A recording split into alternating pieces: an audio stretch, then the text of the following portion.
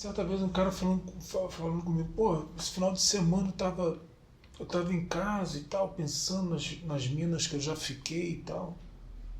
E aí eu notei uma coisa interessante, cara. Eu fiquei curioso, né? Falei, pô, o que foi que você notou? Cara, as 3 minas assim que eu fiquei mesmo na minha vida, cara, todas elas são parecidas com a minha mãe. Mas isso caiu um pouco também. Eu falei, velho. Isso cai um pouco meio que no estereótipo também, né? De que a psicanálise teria meio que uma simplicidade que não tem ao explicar o desejo, seja o que for, né? Tudo é pau, ou tudo é a mãe, ou tudo é o pai, né?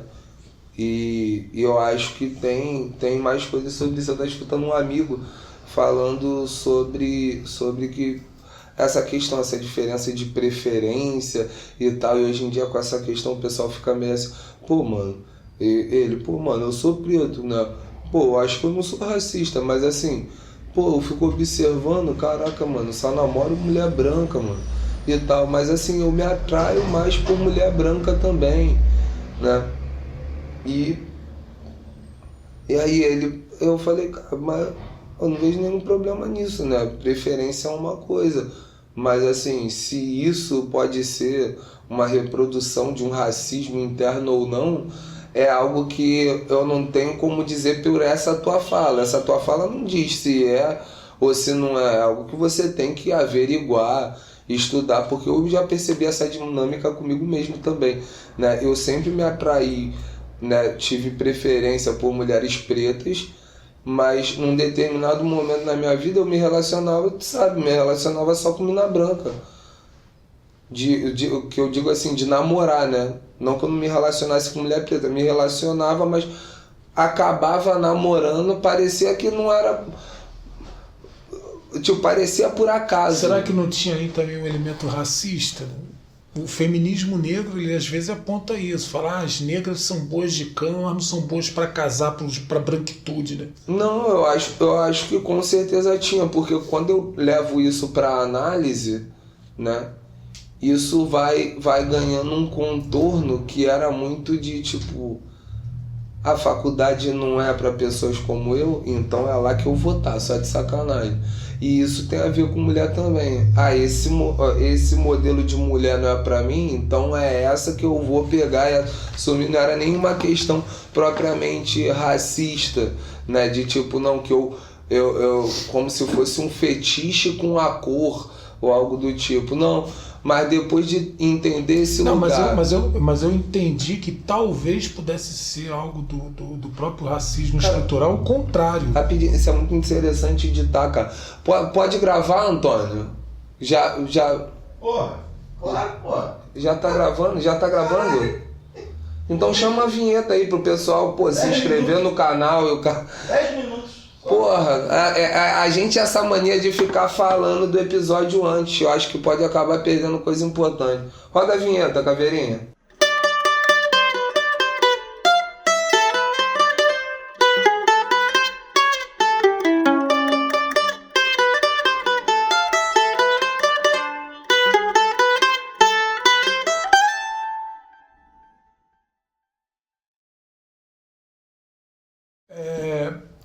Quando eu pensei assim, talvez algo do racismo estrutural que incide nisso, ou que pudesse estar incidindo nisso lá atrás na tua vida, eu pensei no sentido contrário, do seguinte, as mulheres pretas eram relações satisfatórias, mas não para bancar uma relação séria com elas, entendeu? As brancas eram os namoros sérios.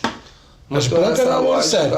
A mulher preta era aquela coisa assim de paixão da cama, mas não para apresentar para a família, entendeu?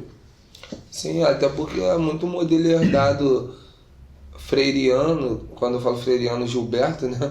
De tipo, pô, o senhor tinha assim e a preta é que ele comia por fora, né? Eu tava vendo, não sei se você tá acompanhando isso, mas me lembrou, eu tava vendo uns debates, alguns estudos que falam problematiza esse lugar de tipo assim, a miscigenação no Brasil foi baseada em estupro, né? Não que não tivessem ocorrido estupros e tudo mais, né, no período de escravização, mas novos estudos e novas coisas da história que se apresenta que fala que não, na verdade rolava meio que interesse, atrações, né? Como que você vê isso? Bom, eu acho que esse é um tema complexo da nossa história e eu não sou um homem negro para poder falar a partir desse lugar, né? Eu falo do lugar de um homem de pele clara, ainda que eu não me considere branco, né? Sou mestiço, né? Mas eu teria muito cuidado em falar sobre esse assunto. Mas como o nosso programa ele nos permite essa liberdade de associação, né? Eu penso que a gente poderia evitar posições às vezes extremadas do ponto de vista da análise histórica. Eu tendo, e talvez seja um idealismo meu, a considerar que as boas análises históricas, as boas análises sociológicas, elas se ancoram numa posição mais intermediária, né? Eu sempre tenho um certo pé atrás com qualquer leitura que é muito radical para um lado ou para o outro, né? Eu tenho uma certa desconfiança epistemológica, como diria Caetano Veloso, de qualquer coisa assim que é muito extremo de um lado ou para o outro, né? O próprio Gilberto Freire, né, o grande sociólogo, autor de Casa Grande e Senzala, acho que ele foi muito mal interpretado por alguns, no sentido de que ele inventou o mito da democracia racial no Brasil e tal. Quando você pega o próprio Gilberto Freire para ler, você pode tomar um susto. A história não é bem assim, né? O Gilberto Freire não falou que o Brasil vivia uma democracia racial. Isso não está no texto freiriano, né? Isso foi uma interpretação que fizeram dele, uma leitura dele, que eu acho até que é uma leitura possível, mas há outras leituras também. Eu acho que a questão central do Freire é que eu acho que tem aí um aspecto psicossocial, que é o fato do Gilberto Freire ter sofrido um impacto, um trauma ao ver o racismo nos Estados Unidos.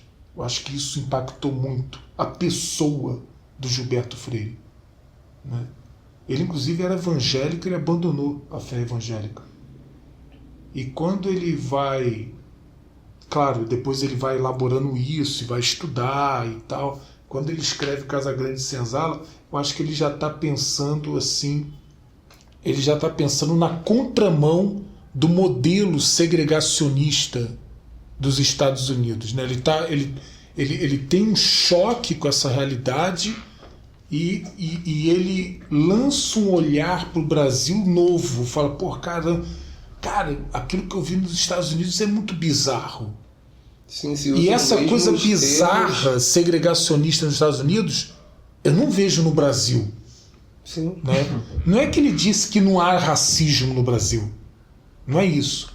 Mas no sentido de que aqui é diferente.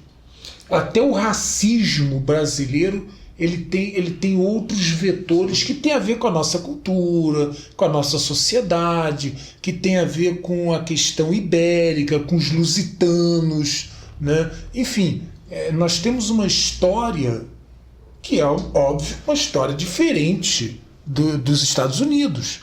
E a maneira como negros, povos indígenas, originários e brancos se relacionaram no Brasil, no território que ganhou esse nome de Brasil, também foi diferente da maneira como aconteceu nos Estados Unidos, né? Mas você estava falando do desejo, né? Desejo por mulher branca, preta e tal. Eu tenho a impressão, cara, que essa coisa da preferência, eu acho que eu fiquei com a palavra preferência na cabeça quando você falou de preferência. Mas eu tenho a impressão que esse negócio de preferência é um bagulho muito cagado.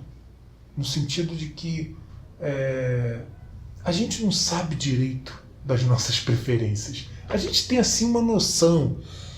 Eu acho que a repetição, né? Eu acho que a repetição ela acaba denunciando de certa forma algum tipo de preferência, mas você pode ter uma repetição contrária a uma preferência interna, então acaba sendo complexo, né? Um pouco do que eu falei de que, pô, mesmo tendo preferência por mulheres pretas, eu me percebia namorando, né, mulheres brancas, e quando eu entendo esse lugar de meio adolescente rebelde, não é pra mim, não é o caralho, eu quero essa porra então, né? Aí eu começo, mas isso só é possível, essa elaboração, quando eu também, né, me coloco não, né, mas dessa forma me coloquei, mas quando eu alcanço um outro lugar subjetivo para conseguir fazer essa elaboração. Então, de uma maneira metaforizada, eu agia de uma determinada maneira, e aí essa maneira era para quê? Era para que eu pudesse, né, me sentir poderoso por ocupar um lugar ao lado de uma mulher branca, loura de olho azul, como foi uma das minhas namoradas, que não foi constituído para mim. Eu só consigo elaborar esse desejo quando eu consigo passar em primeiro lugar numa faculdade. Então, quando eu consigo, de uma outra forma, ocupar um lugar que historicamente não é para mim, que eu consigo olhar para essa contradição, né, do desejo, entender, elaborar, e a partir daí eu nunca mais namorei mulheres que não fossem pretas. Sim, mas tu vê então como é que essa coisa da preferência é um bagulho meio cagado. Como é que essa coisa muda? Como é que ela pode ter outras montagens de acordo com o tempo, com a nossa história de vida? Quer dizer, você tem uma montagem na adolescência, e depois você entra para a faculdade, aí reelabora, aí tem uma outra montagem dessa coisa da preferência. É que não impede que você possa ter uma outra montagem, depois você ter outras elaborações ao longo da análise, e fala, não, mas eu também percebi que eu já gostava de não sei o quê. Tá entendendo? É nesse sentido que eu acho que o bagulho é um pouco cagado, porque a gente não sabe direito. Tem uma dimensão de mistério nesse negócio, né, de para onde vai o nosso desejo. Às vezes a gente... Eu mesmo, uma vez eu me vi numa contradição quando eu era casado com a sua mãe, e alguém me perguntou, mas assim, no geral, o que você prefere, Márcio? Eu falei, eu gosto muito de mulheres brancas, loiras e tal. Eu acho que pela influência dos anos 80, né, daquelas capas de revista pornô, daquelas pin-ups norte-americanas, né? Eu acho que isso... Eu era moleque, ficava olhando na banca de jornal, e isso talvez... E aí a pessoa vai, pô, mas a tua esposa não tem nada a ver com isso, entendeu? Pois é isso, sabe? Esse negócio de preferência é um bagulho meio cagado. A gente nunca sabe exatamente, porque o que nos conecta a uma pessoa? A pergunta talvez seja, foi o seguinte, por que eu amo A ou B? Por que eu tenho tesão por A ou por B? O que a galera chama às vezes de química, né? Rolou uma química entre eu e ela, entre eu e ele. Pô, mas que merda de química é essa? Entendeu?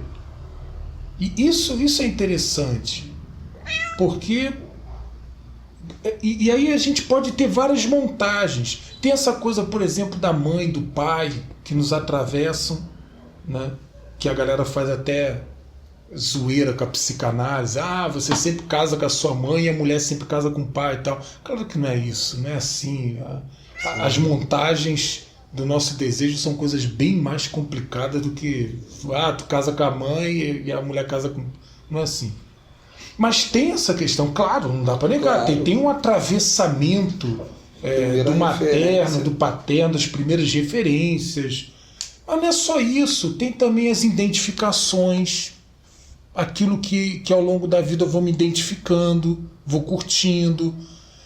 Tem também as questões sociais, né? Sim, acho que a cultura, né? A cultura, a sociedade. Revista, isso e aquilo, e isso vai mudando o nosso até desejo. o ideal, né?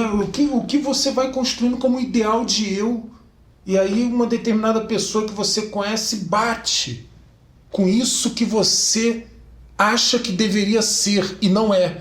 E ela é. Ela é aquilo que você acha que você tinha que ser. E aí eu me apaixono por ela. A gente se apaixona pelo outro ou pelas nossas próprias expectativas? Eu tenho a impressão que a gente se apaixona por nós mesmos, projetado no outro. De que forma mais ou menos se daria? De uma maneira clara. Pô, caramba. Ó, a pessoa tá ali, consegue pensar alguma coisa assim de bate-ponto? Claro, eu tô aqui falando. Porra, Uhum. a gente tá viajando um pouco nisso. Acho que a nossa ideia é essa mesmo. Mas eu fico pensando o seguinte: pô, quando eu falo assim, cara, eu tô apaixonado por uma fulano, por um fulano.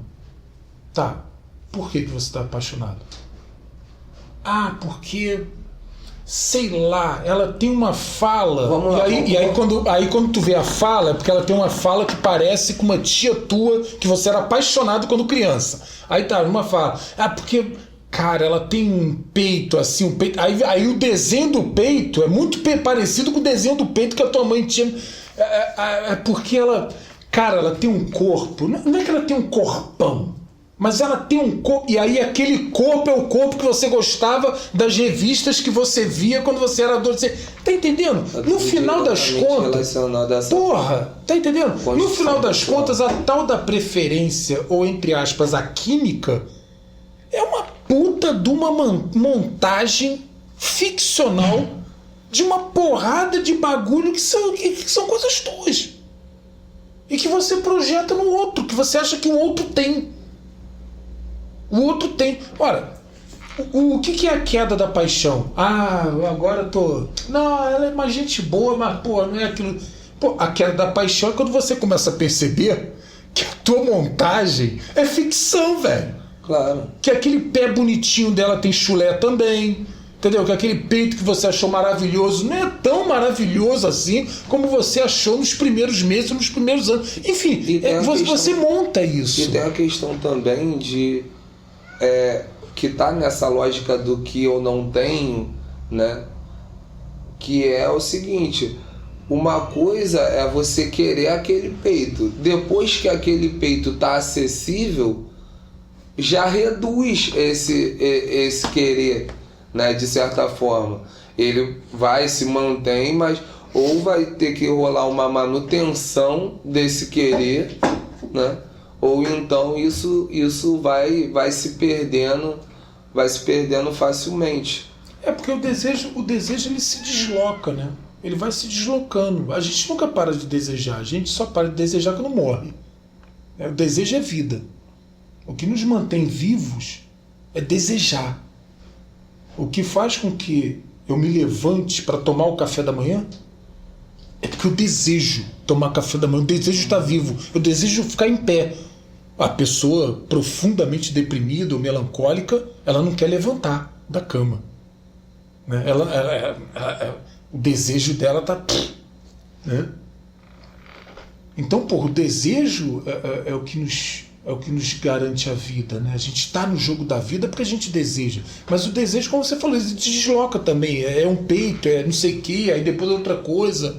Aí às vezes dentro de uma própria relação, às vezes você tem um relacionamento que há 5 anos, mas talvez o teu desejo dentro desse relacionamento de 5 anos, hoje, já não sejam os mesmos objetos de quando você começou esse relacionamento. Ele já se deslocou para outras áreas.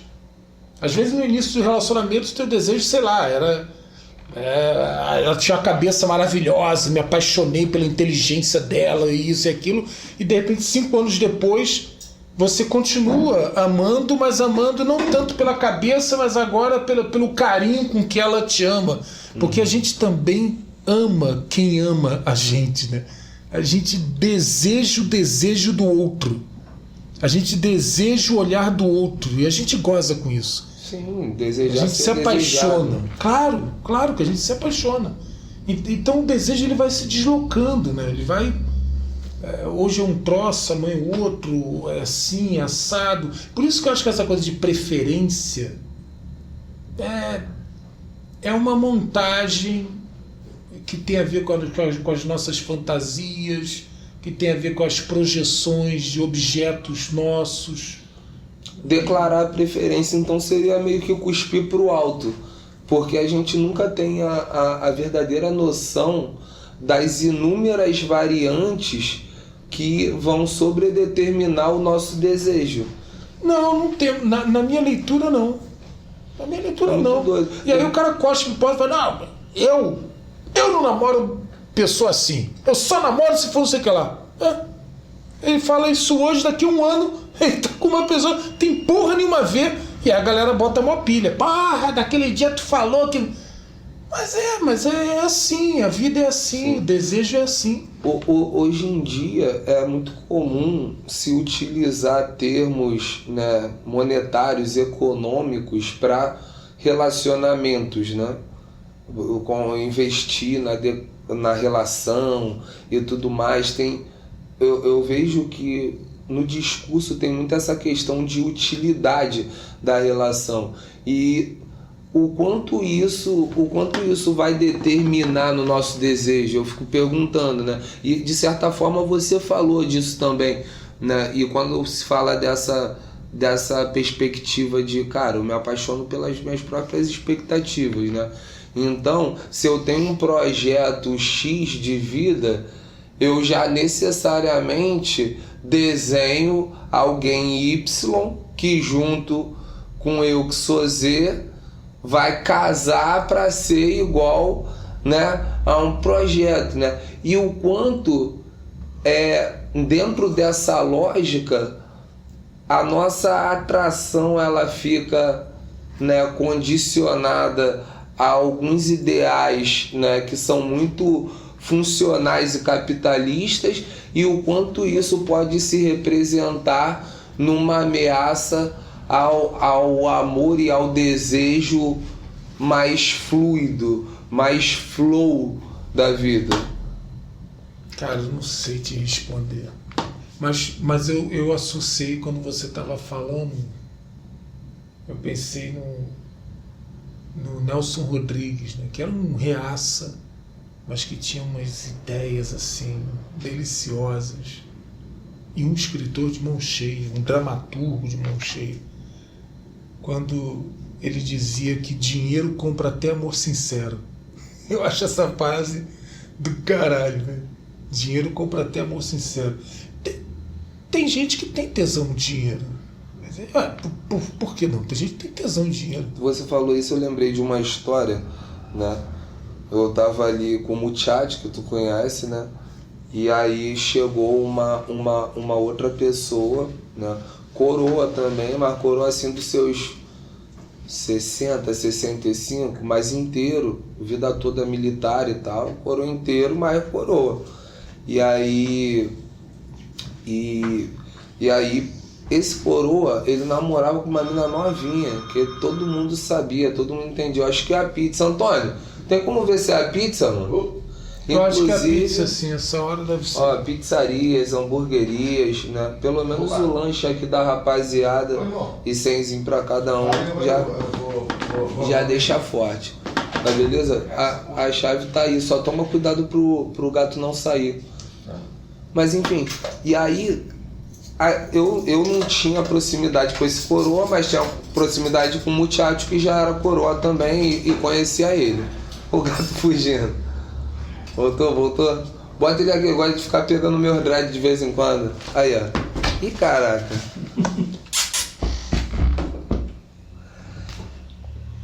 Enfim, tava eu, o Muchacho, que já é um coroa ali da rua, que eu tenho proximidade, contato, né? E aí chega esse outro coroa e chama o Muchacho pra comer uma pizza, por incrível que pareça. E aí o Muchacho ficou meio assim, pô, eu tô com ele aqui, me convidou na frente dele, né? E eu novo. Aí ele, não, mas o menino vai também e tal. E a gente saiu pra comer uma pizza. E na minha cabeça tá, pô, o coroa que é casado com aquela mina novinha, mó gostosa. Eu devia de ter tipo 18 anos. o coroa com 65 e a mulher dele com 25, top das tops. E aí, cara, muito difícil segurar, ainda mais quando se mistura álcool, drogas e tudo mais. Estamos lá comendo uma pizza, bebendo, o caramba e tal. Teve uma deixa, não pro que eu coloquei ali, mas teve uma deixa mínima que eu identifiquei. Eu falei, eu vou ter que falar. E aí, não lembro exatamente a deixa, mas eu falei com ele. Eu falei, mas tu sabe que tua mulher tá contigo por interesse, né? E tal. E mandou isso na lata do coroa? Mandei na lata do coroa. E aí foi fenomenal, porque... Pô, você tava doidão pra fazer isso. Tava, mas assim, foi um ensinamento surreal. E eu lembrei disso quando você traz Nelson Rodrigues, porque ele falou, vou te falar duas coisas. A primeira coisa é o seguinte, todo mundo olha, né, por ela ser mais nova, que ela tá comigo por interesse. Mas vocês já repararam que eu também tô com ela por interesse? Eu tenho interesse em mulher nova, buceta esticada. Falou assim mesmo. E se tu gosta disso também, corre atrás, nego, velho. Porque você vai ficar velho um dia. E pra tu ter buceta novinha, esticada e o caramba, tu tem que ser um cara maneiro, tu tem que ser isso, o caramba, e tem que ter dinheiro. Porque é de uma forma ou de outra, né? Cadê? Aqui, ó, no débito, paizão. Caraca, não passa nem na porta, mano. Aí, mostra aqui pra câmera. Que a viagem do lanche, ó. Viagem do lanche já patrocinou o Pode Escrever. Se quiser patrocinar o de pai pra filho, também vai deixar forte. Depois vou mandar até um contato pra ele. Você tá como? Cadê? Mano. Bicho pesada pra caralho. É a famosa Maracanã, né? Obrigado. Será que o gato saiu? O gato tá aí? Não. O gato saiu? O gato tá aí? Não. Tá aqui, Tá aí fora. Entra, Milton. Vou botar lá pra nós. Show de bola. Entra aí, Milton. E aí? Ele Sim, mas jogou essa. A primeira questão que ele jogou eu achei interessante, né? No sentido de que ele alargou um pouco o horizonte da coisa, né? A mina tem interesse. Pô, mas eu também tenho interesse na Ele mina, já velho. jogou essa. E a Quem não tem? segunda, que ele falou, mas beleza, não te deu satisfação de nada, mas já que tu tá com um muchacho que é um coroa que eu admiro, a gente tem uma relação de infância, vem comigo. Essa menina, eu conheci ela tinha 16 anos. Eu sou da Marinha, né? Eu acho que foi lá pelo Acre, o caramba e tal, né? Pô, conheci ela, tava um pouco mais novo, sempre fui inteiro, e o caramba e tal, pá, trocando ideia com ela. Ela tinha acabado de ser casamento de família, porque tu tá aqui no Rio de Janeiro, mas isso acontece no interior ainda. Ela tinha acabado de entrar num casamento arranjado, tava tomando anticoncepcional escondido, né? Pra não engravidar, porque o cara queria engravidar logo ela, o cara todo ferrado, o cara com 30 anos que parecia que tinha 50, ela com 16 e tal. Eu fui e articulei todo um trâmite, né? Pra tirar ela dali, me apaixonei por ela, sempre gostei de mulher mais nova e tudo mais. Beleza, tirei ela dali e o caramba, trouxe ela pro Rio de Janeiro e o caramba e tal. Ela tá terminando a faculdade dela de medicina veterinária, né? Eu já paguei, né? Ela já vai ter um consultório só pra ela. Eu tirei a mãe dela e a família dela de lá, que tem casa própria hoje em dia em tal lugar. Ela já tem uma casa própria, ela já tem todas as condições de me largar. E é combinado entre a gente que ela pode ir, porque ela já me fez muito mais feliz, já me deu muito mais do que eu dei pra ela. É esse o meu sentimento. Essa mulher já viajou pros 5 continentes. Tu já viajou pra outro continente? Eu falei, não, nem saí do Brasil. E o caramba e tal, pá. Fiz isso pela mulher, isso, pá, pá, pá, pá, pá, pá. Agora eu te pergunto, tu acha que essa mulher não me ama? Caralho, quando ele mandou dessa, mano... Aí eu totalmente sem graça, né? Mancebo, eu falei, porra, se tu faz metade por mim, eu te mamo agora e tal. Aí brinquei, né? E o caralho e tal. Brincou, jogou. Mandou sério, mandou. Mandou. Senti que o coração dele deu uma palpitada. Não, mas foi a minha forma de falar pra ele que, tipo, caralho, entendi. Desculpa pela minha ignorância. Porque, assim, é difícil. O dinheiro compra o amor sincero. Porque depois de tudo que ele descreveu, eu falei, caralho, mano, não tem como essa mulher não amar ele de verdade, né? É claro que isso não é puramente o dinheiro, é o que ele fez com o dinheiro que demonstra o desejo, a atração dele. Mas enfim, é muito mais complexo, né? Eu não sei lá se essa mulher ama ele de verdade. Mas uma coisa eu tenho certeza. Não dá pra gente ficar julgando o que é amor, sabe? Eu acho que a gente tem, às vezes, uma arrogância de achar que entende o amor. Ah, eu entendo o amor. Tem uma porrada de coaching, de amor, de relacionamento por aí. No YouTube tem uma porção. Forte. Valeu, irmão. Obrigado. Mas eu fico nessa dúvida, sabe? Eu acho que não... Cara, o amor é um bagulho muito complicado, porque tem a ver com desejo, porque tem a ver com identificação, porque tem a ver com o ideal do eu, porque tem atravessamentos edipianos, porque tem, sabe, projeção de objetos meus no outro. Cara, o amor é um bagulho muito doido, velho. Muito doido. Entendeu? E não se reduz em química. Pra mim, eu acho mó furado esse papo. Porque rolou química. Rolou química porque, pô, tá dentro do teu campo de fantasia, Eu acho que amor. falar que rolou química é só assumir que vai além do cognoscível. Eu acho que química entra como significante, né, de um lugar que, tipo assim, rolou química. Rolou algo que eu coloco como química. Mas o que é química? Ninguém também sabe. Química é um algo a mais. Um algo a mais. Mas o que é um algo a mais? É um tchan. Mas o que é um tchan? É um uhul. Mas o que é um É o friozinho na barriga. Porra! Então, química é uma metáfora para o que não se explica. Exatamente. Química é uma metáfora porque não se explica. Mas tem uma coisa que se explica, que é o meu desejo por essa pizza. Então acho que já deu esse episódio. Não deu, Caveirinha? Deu mesmo? Antônio já tá ali. Acho que deu. Então, vamos. Deu tempo. Então fecha aí e vamos que vamos.